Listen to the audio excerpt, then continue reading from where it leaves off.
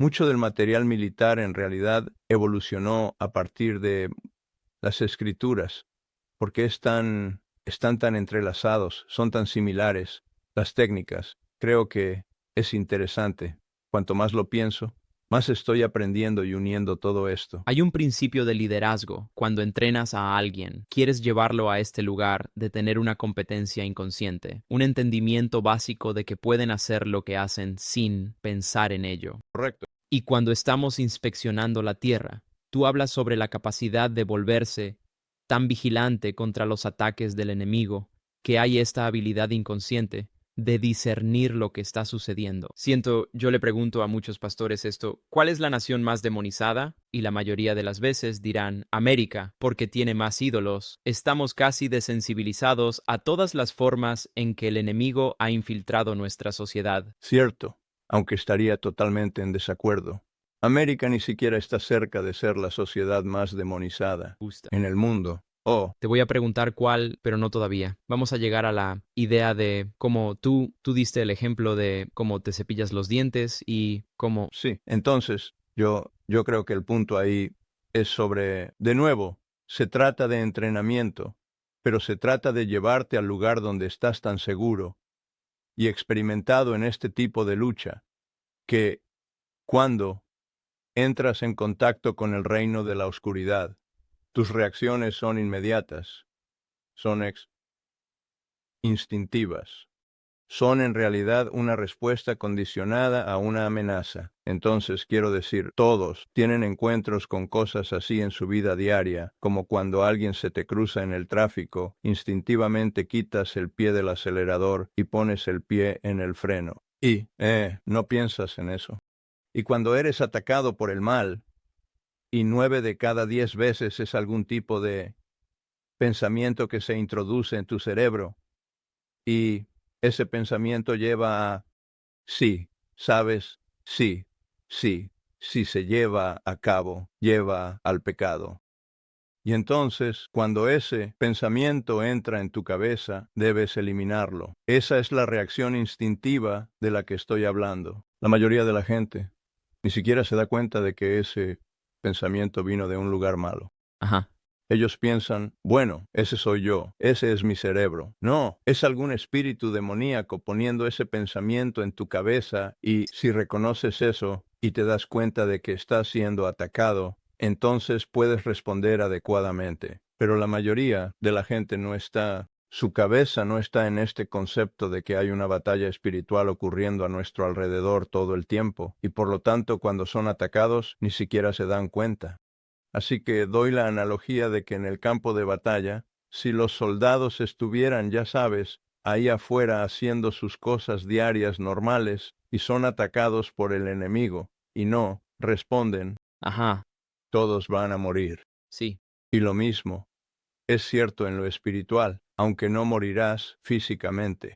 Ese pecado podría llevar a la muerte espiritual con seguridad. Wow, esa es una perspectiva realmente asombrosa. Tuviste un encuentro donde luchaste contra un principado sobre una región. Sí.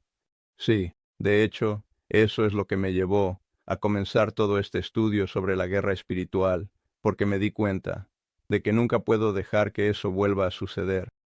Y así que, en resumen, sucedió en Afganistán y yo estaba orando, mientras estaba en un helicóptero volando sobre el campo de batalla y había cosas bastante serias sucediendo, un gran tiroteo, y estaba orando, y, esta cosa se metió en mi cabeza. En realidad no sucedió mientras estaba orando. La oración fue la causa de que me atacara, porque había estado recorriendo el país, reclamando ese terreno para el reino de Dios y reclamándolo. Estas personas pertenecen a Jesús, no al diablo, y pidiendo al Señor que, ya sabes, derrame su espíritu sobre ese lugar y cambie los corazones de las personas y haga que dejen de matarse entre ellos y todo eso. Y definitivamente ese espíritu no lo gustó. Así que cuando llegué a ese campo de batalla ese día, estaba pensando en lo que necesitaba hacer para resolver esa situación. Pero fue entonces cuando esa cosa me atacó y se metió en mi cerebro y me dijo que necesitaba saltar del helicóptero. Y era increíblemente poderoso. Quiero decir, era abrumador. Estuve mentalmente incapacitado durante unos, no sé, 45 segundos tal vez, y estaba aterrorizado. Y cuando me di cuenta, realmente lo estaba. Tenía mi mano en mi arnés. Iba a saltar de ese helicóptero y luego me di cuenta, esto no es natural. Es antinatural. Estos no son mis pensamientos. Yo no pienso de esa manera. Así que si no es natural, es sobrenatural. Entonces dije, está bien, ahora sé qué hacer. Y tan pronto como comencé a orar y dije el nombre de Jesús, el ataque terminó, pero llevó alrededor de un año tratando de averiguarse cómo, por qué era vulnerable, porque pensé que tenía puesta la armadura completa de Dios. Pensé que estaba operando en la justicia del Señor. Pensé que no estaba haciendo nada malo, pero el Señor me mostró que tenía pecado no arrepentido en mi vida. Y por eso esa cosa tuvo acceso a mí. Y el pecado era el espíritu, el corazón con el que estaba entrando en el conflicto, porque todo se trataba de venganza. Estas personas mataron a mis hombres y a mí, y van a pagar el precio por eso. Y el Señor, y yo, vi al enemigo. Bueno, los llamé enemigos. Ellos lo son. Quiero decir, por definición eran nuestros enemigos, pero el Señor me mostró que no son los suyos. Me mostró que son las víctimas y que son los cautivos que Jesús vino a liberar. Wow. Así que sí, ese fue un evento realmente significativo en mi vida porque eso me llevó a estudiar la guerra espiritual porque dije, no puedo dejar que esto me pase y necesito entender los principios involucrados para prevenirlo de nuevo. Y así que sí, me sumergí profundamente en ello y hasta libros escritos en los años 1300. Y, ahora tengo una biblioteca enorme sobre el tema, pero aprendí mucho. El aprendizaje de eso en realidad tenía que ver con el tema del perdón en tu corazón. Absolutamente. Y que la falta de perdón era el pecado no arrepentido que tenía que descargar. Ahora, lo realmente sorprendente es que el Señor me mostró que no solo no son tu enemigo, sino que tienes que perdonarlos. Y eso es contraintuitivo. Piensas, oye, ni siquiera pidieron perdón, no merecen perdón. Estas son las personas más malvadas que he encontrado. ¿Por qué haríamos eso? Y el Señor me mostró muy claramente que no perdonas por ellos. Lo haces por ti mismo. Y Jesús dijo, si no perdonas, entonces mi Padre en el cielo no te perdonará. Sí. El, eh, el tiempo que pasaste en, ya sabes, situaciones de combate muy peligrosas, vuelves a los Estados Unidos. ¿Hay PTSD?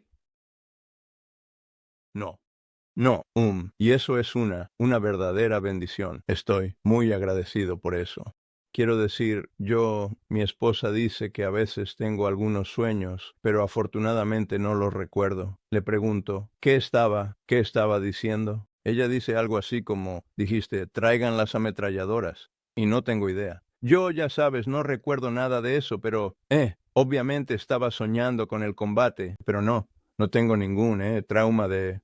Quiero decir, definitivamente experimenté trauma. Cualquiera en una zona de combate lo va a experimentar. La pregunta es, ¿qué haces con eso? ¿Cómo ya sabes cómo lo procesas? Y puedes regodearte en ello y ser una víctima de ello, o puedes usarlo para hacerte más fuerte. Ajá. Y hay una manera de salir con crecimiento postraumático en lugar de angustia postraumática.